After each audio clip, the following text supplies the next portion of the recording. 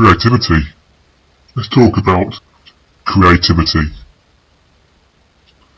It's an interesting one because, like so many other things, creativity is something which becomes segmented and separated, and its meaning becomes diluted as we go through this so-called life.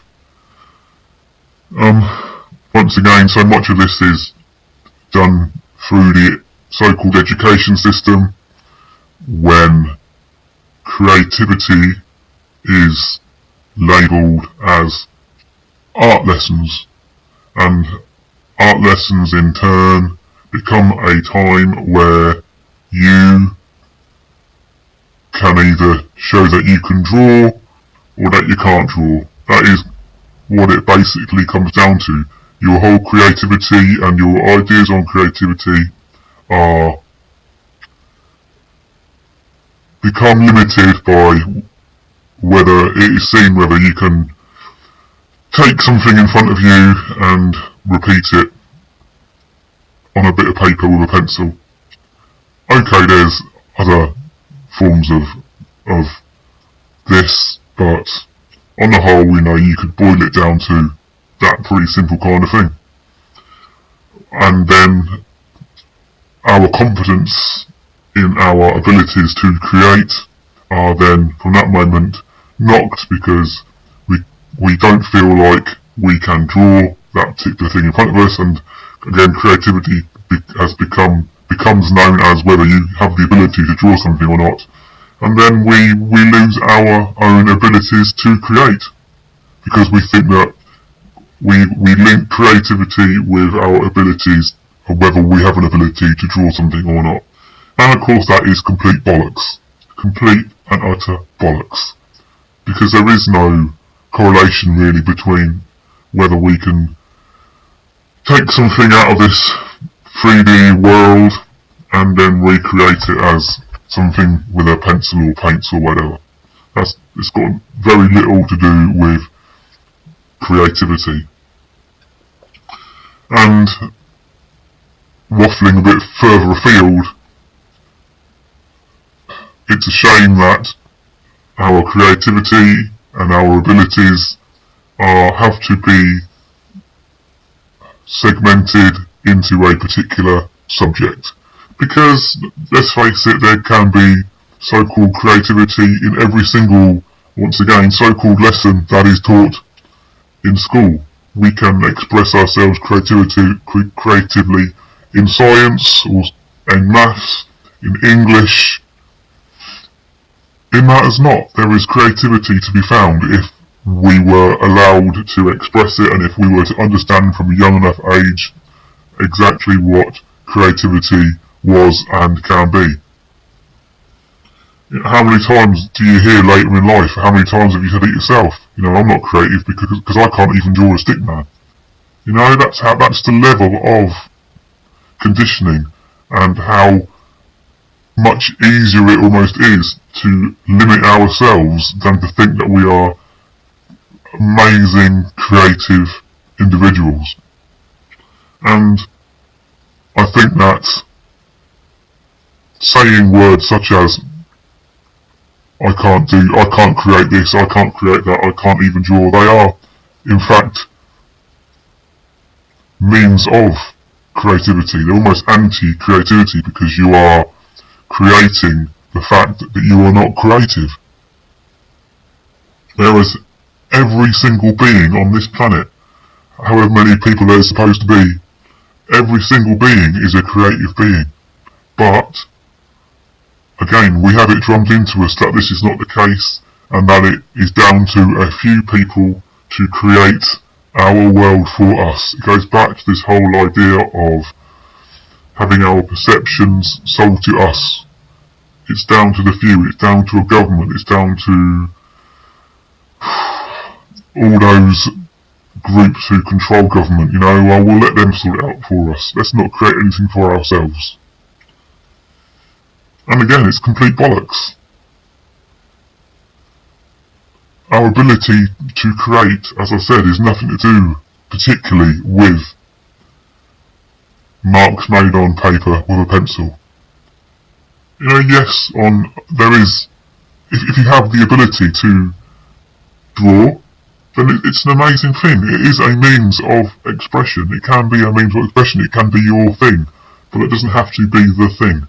That's the point. The point is that every being has some means of creatively expressing themselves, even if they have no idea what it is. And it can be the simplest little thing. I do lots of random stuff. I can write a poem. I can just about manage to draw. I can get some paints out and make marks on a bit of paper. I could probably write a simple story if I wanted. I can take pictures. And I can use my imagination. They're all means of creativity. And they are there, and I can take each of those things as far as I want or as little as I want. I can limit myself or I can expand. And the link between creativity and imagination is absolutely massive. If we are living in a plane of energy, and we funnel that energy, we channel that energy to this 3D world through our senses, that energy is also imagination energy. What we imagine, we can also create. And that's such an important thing. Because we, again, are programmed to limit ourselves, we therefore also limit our imaginations. And it's such a sad thing to do that. Because at the end of the day, imagination is limitless. We limit ourselves by having labelled every single little thing. We labelled every object, every sound, every being, every single thing that comes in contact with our 5 senses, we've shoved a label on. And it therefore we're automatically limiting ourselves, our imaginations, because we automatically then put a label on everything.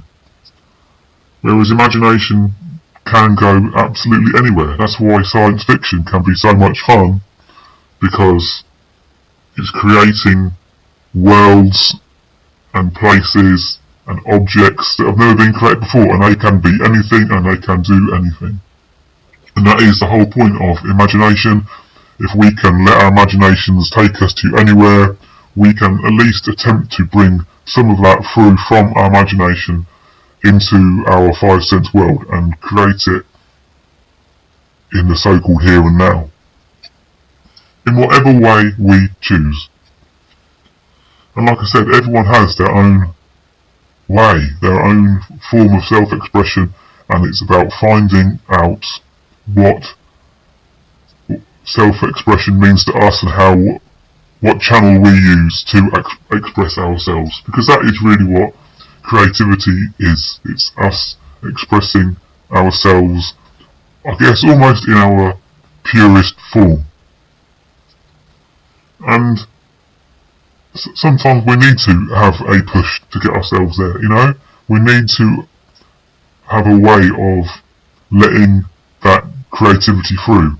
And therefore it doesn't matter whether we're just almost copying something that is already here, copying an object, copying a drawing from a book onto a page ourselves, because it's all part of exercising those creative muscles, focusing from one thing to another and recreating it using someone else's style to begin our own journey. When we learn an instrument, we're only ever repeating what has gone before, but we're still expressing ourselves. We're finding music that we love and that moves us and that we can learn, and then maybe we do then take it further and we are able to create our own music in our own way. even, cooking. You take a recipe, you're still creating something. It might be something which has gone before, but, it tastes amazing, and then we can adapt it. We adapt something and we make it our own. Whether you can knit, whether you can sew, whether you can sing, like I said, whether you can write a poem, whether you can write a story, whether you can paint, or whether you can press flowers, or whether you can play a violin or any other instrument, it doesn't matter. It's just finding the things that move you and using those as a channel for letting yourself truly be yourself in a creative way. Thank you very much.